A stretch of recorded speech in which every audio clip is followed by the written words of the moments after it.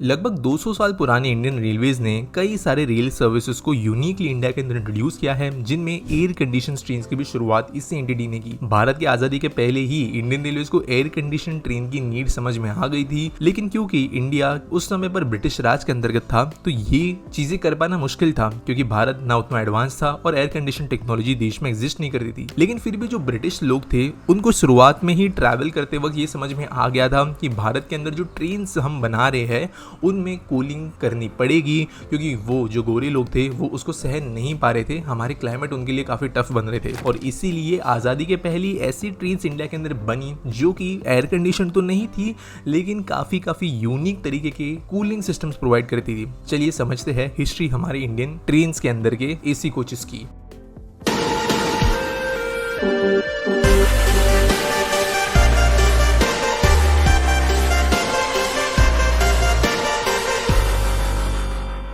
अब जैसे मैंने कहा कि एयर कंडीशनर्स तो इंडिया के अंदर थे नहीं, लेकिन ठंडक की भी जरूरत थी। तो किया यह जाता था कि एक एसी कोच, अगर आज के जमाने में कहे, या एक कूल्ड कोच ऐड कर दिया जाता था कुछ ट्रेन के अंदर। जहां पे पहली ट्रेन निकली थी वो थी पंजाब मेल, जो 1928 में शुरू हुई थी और फिर 1934 में इसका नाम कन्वर्ट कर दिया गया फ्रंटियर मेल के नाम से। और यहाँ पर जो कूल्ड कोच था वो आज का जो कंप्रेसर और कूलर वाला सिस्टम होता है उसके साथ नहीं बनाया गया था, लेकिन बड़े बड़े आइस ब्लॉक्स को यूज करते हुए बनाया गया था। चलता ये इस तरीके से था कि ट्रेन के नीचे बड़े बड़े बर्फ के ब्लॉक्स को स्टोर किया जाता था और इन टुकड़ों का उपयोग किया जाता था कोच को ठंडा करने के लिए। बेसिकली ये जो बर्फ के टुकड़े होते थे इनको समय समय पर अलग अलग स्टेशन पर निकाल के ऊपर कोच में लगाया जाता था और फिर इन कोचेस के ऊपर जो वेंटिलेशन सिस्टम या फैन वगैरह होते थे वो ठंडी हवा इन बर्फ के टुकड़ों के अंदर से पास करते थे, जिसकी वजह से जो हवा नीचे जाती थी वो इस बर्फ की वजह से ठंडी हो जाती और यहाँ पर ठंडी हवा का जो आराम है वो कोच के अंदर बैठे हुए गोरे लोगों को मिलता। लेकिन क्योंकि इंडियन ये बर्फ था, ये पिघल जाता था,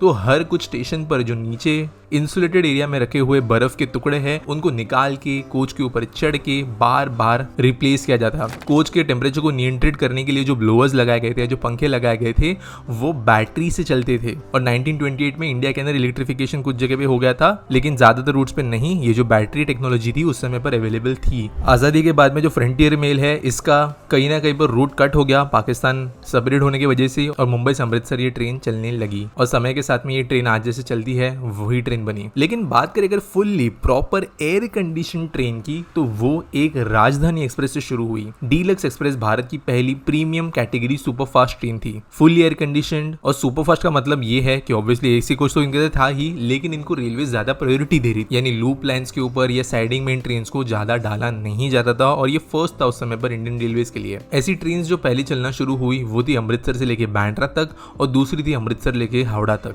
दोनों में आईसीएफ राजधानी वाले रंग वाले कोचेस यूज किए जा रहे थे, या पुराने जो डब्बे थे लाल वाले वो यूज किए जा रहे थे, और इनका नाम बाद में पड़ गया पूर्वा एक्सप्रेस। और ये जो पूर्वा एक्सप्रेस थी उसके अंदर 2 अक्टूबर 1956 को लॉन्च किया गया देश का पहला एयर कंडीशनड कोच, और इसको नाम भी उस समय पर दिया गया फुल्ली एयर कंडीशन सेक्शन। इस कोच को अकोमोडेट करने के लिए नॉन एसी स्लीपर कोचेस को हटा के इनको रिप्लेस किया गया था। और इस ट्रेन के आने का जैसे हुआ ये भी था कि जो हावड़ा राजधानी एक्सप्रेस थी वो सबसे प्रीमियम ट्रेन बन गई और कई दूसरे ट्रेन का यहाँ पे हमें लोकप्रियता में घटाव देखने मिला। रेलवेज ने इसके बाद में किया ये कि 1 अगस्त 1971 को पूर्वा एक्सप्रेस का दूसरा पैर पटना के जरिए शुरू किया और ये पीक समर के दौरान था, जहां पर ये उस समय पर इंडिया की सबसे लंबी ट्रेन में से एक थी, जहां पर 24 कोचेस का इस्तेमाल किया गया था, जो आज कॉमन है लेकिन उस समय पे लिए नहीं था। और मुगल सराय और चित्तरंजन के बीच में WDM2 इंजन इसको चलाते थे। अब बात करते हैं भारत की उस प्रीमियम एयर कंडीशन ट्रेन की जिसको पूर्वा एक्सप्रेस के बाद में चला गया, और ये अनाउंस हुआ था साल 1969-1970 के रेलवे बजट में। और ये एक पूरी तरीके से एयर कंडीशन नई सुपरफास्ट ट्रेन का प्रस्ताव था जो दिल्ली और कोलकाता को कनेक्ट करती 18 घंटों में। और ये बड़ी बात है क्योंकि उस समय पर 20 घंटे का समय लगता था। और 1 मार्च 1969 को पहली राजधानी एक्सप्रेस न्यू दिल्ली से हावड़ा के बीच में चलाई गई और इसने 1450 किलोमीटर की जर्नी 17 घंटे 20 मिनट में पूरी की। यानी एवरेज स्पीड जो इस ट्रेन का था वो था 120 किलोमीटर पर आवर का।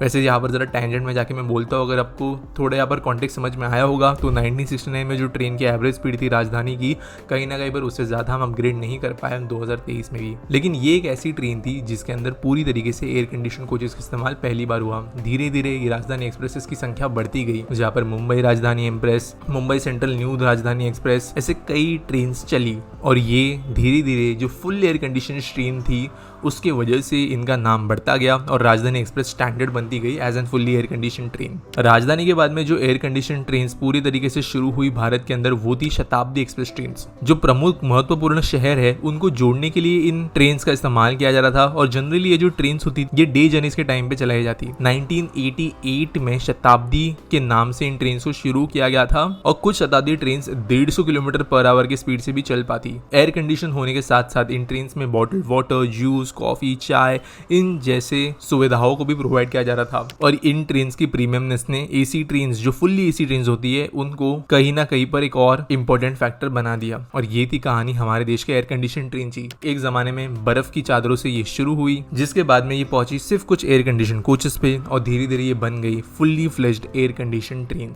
आपको वीडियो कैसी लगी मुझे कमेंट्स में जरूर बताना। मिलेंगे अगले वीडियो में।